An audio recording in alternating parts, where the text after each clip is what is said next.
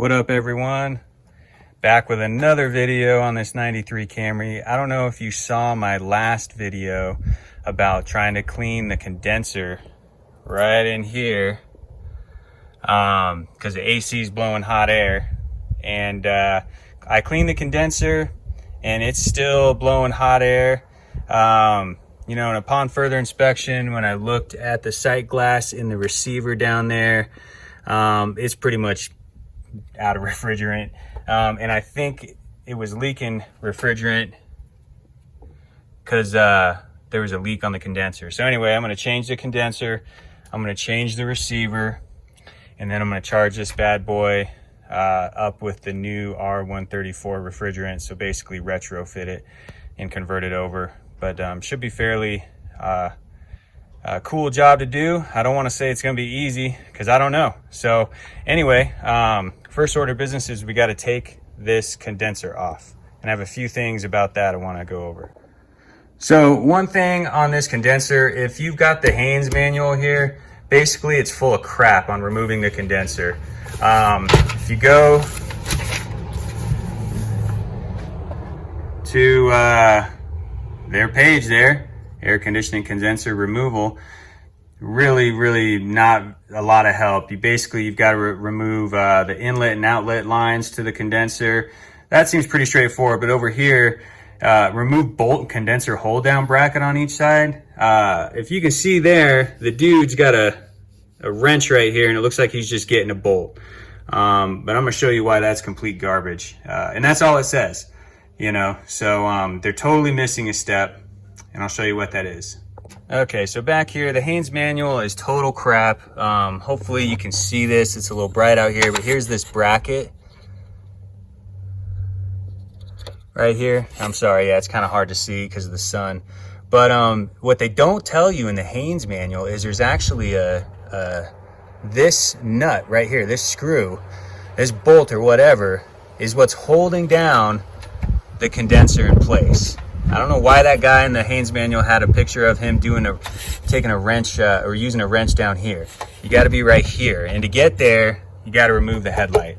So that's what I'm going to do first. I'm going to remove the headlights, probably the grill, and then we'll go from there. Okay, so first order of business, to remove the headlight, you got to take this side one off, and it's just one screw right there. Okay, once you got that screw out, this should just slide right out. Okay, and then you got to disconnect that light right there, and of course you got to do it on both sides of the car, this one and that one. Hey, not sure if I got that last video, but anyway, next we're taking this off, and there's 4. 1, 2, 3, 4 on each headlight. And then when you take these out, it should allow you to remove the grill.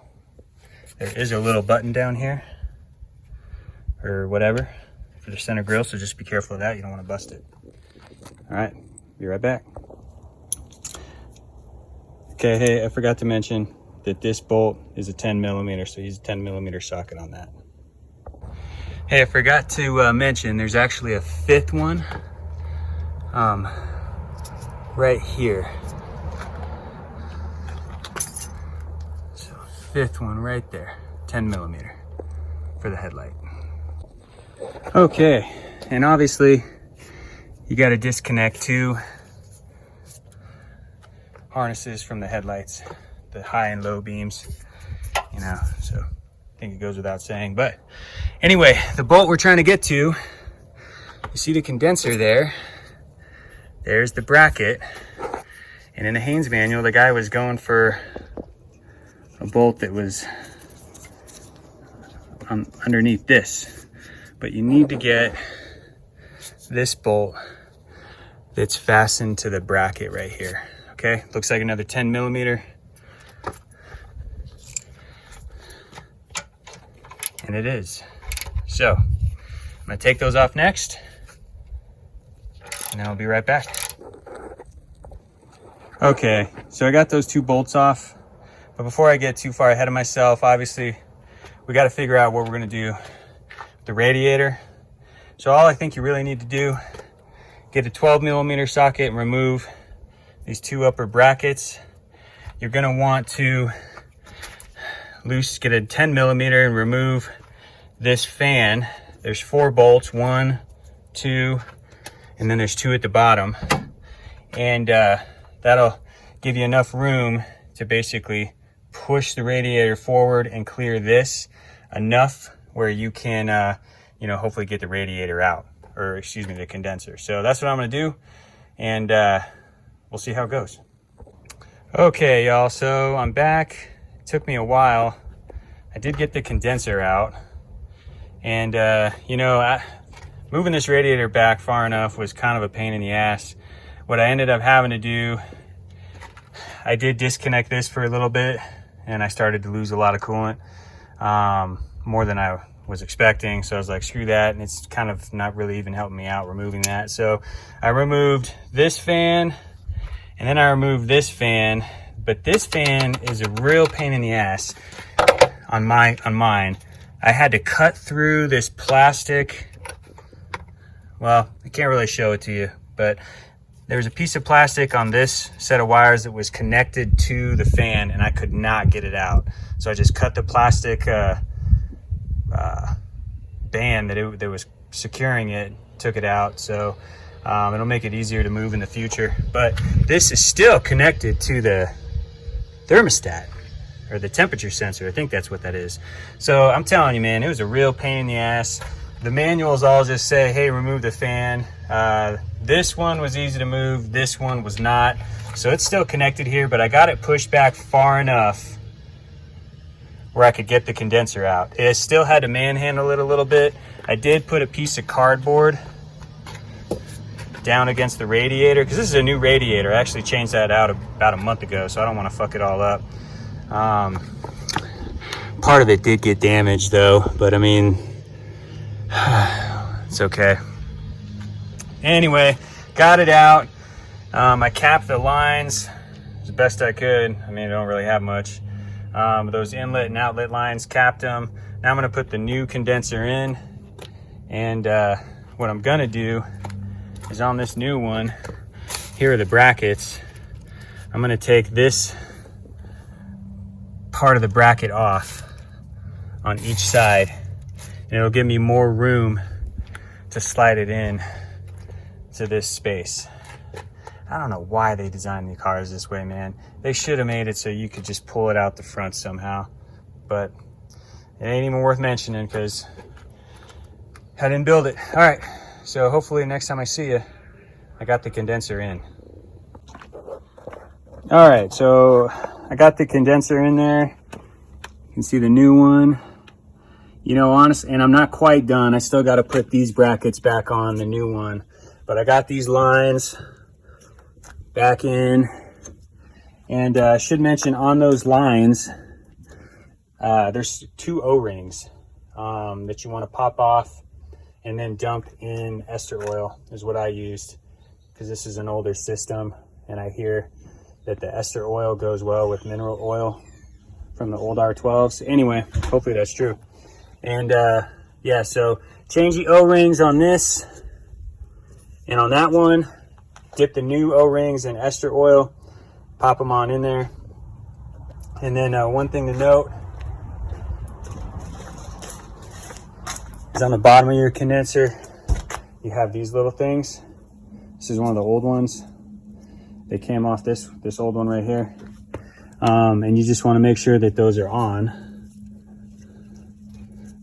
right there on the new one. And then you want to obviously line those up into the holes where these pegs sit. It's actually more of a pain in the ass than anything. But here you can see, almost positive I had a leak right in here. And that's where all the refrigerant's gone.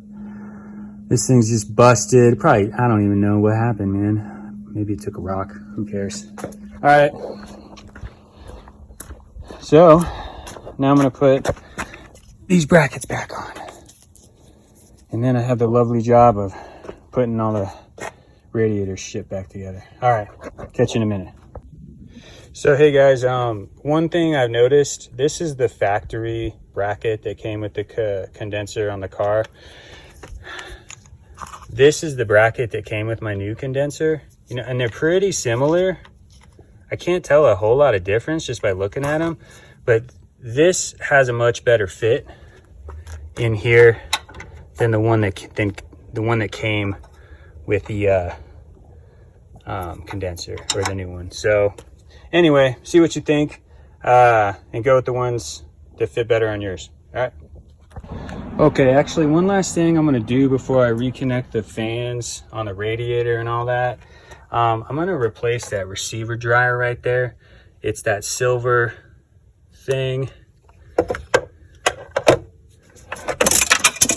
I just lost my tool I'm gonna need. This thing, I'm gonna replace that because I have kind of a little more room without that fan there. So I'm gonna do that, and then I'll put the radiator back together. All right, catch you in a minute. Sorry, I should have noted there are two 10mm bolts. They look orange on my unit right there. And then on the side right there, there's another 10mm bolt holding it in that little bracket. So it's kind of hard to see. It's right there. So hopefully you can see that.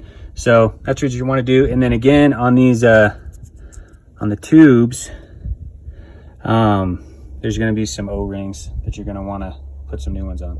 All right. All right. So I got my new receiver dryer in there. Oh, I forgot to connect this again. Go ahead and do that. Okay. So now I'm going to put this radiator back together. All right. I'm back. So I've got the radiator back. Got the fan back. Everything's connected. Got this fan back, and that's connected. So next I just got to pull a vacuum. So I'm going to pull a vacuum, let that go for about 30 minutes. And then while it's pulling a vacuum, I'm going to reattach, you know, the headlights and grill and all that. But that should have been probably the most tedious hard part of this is the condenser and the receiver dryer. So hopefully I can get some cool air coming out of this thing, man, because it's pretty hot right now. But all right, I'll be right back. So first thing I got to do actually to pull a vacuum is I got to retrofit it. This was on the old R12, so I had to get new fittings for R134.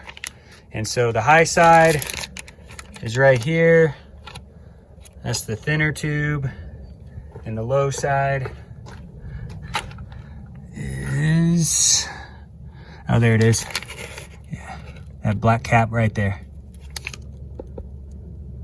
Yep, there we go, right there. So I'm gonna put my fittings on there. They should only be able to fit on each corresponding side. So if you don't know which fitting goes to what, you know, don't worry, you know, it can only fit on the low. The low can only fit on the low, and the high can only go on the high. So I'm gonna do that, and then I'll hook it up for the vacuum. All right, everyone. So I figure I finished up this video. You can see some of my fins got a little damage on my radiator, man. But man, that condenser looks good. Anyway, so yeah, I'm gonna finish up this video. Basically, I never ended up pulling a vacuum. You know, I had some issues with the quick couplers that I had. Never buy them from Amazon. FYI, that's where I got them, or at least don't buy them from who I bought them from. Anyway, you know, I decided to not go with a vacuum. I know everyone's gonna start leaving comments or probably say, oh, you did it wrong, you know, blah, blah, blah. And you know what? Anyway, I just skipped it. And I went ahead and refilled it with some refrigerant. And while I was doing that, I had the AC turned on at the max temperature with the car running. And as soon as I started putting in some refrigerant, after 20 seconds or so, the compressor kicked on, and you know, I filled it up till it was full. I just used a simple recharge kit. I didn't use a manifold gauge set. And I know technically you're supposed to do a manifold gauge set and all that. But anyway, got cold air blowing. Got the new caps on the low side.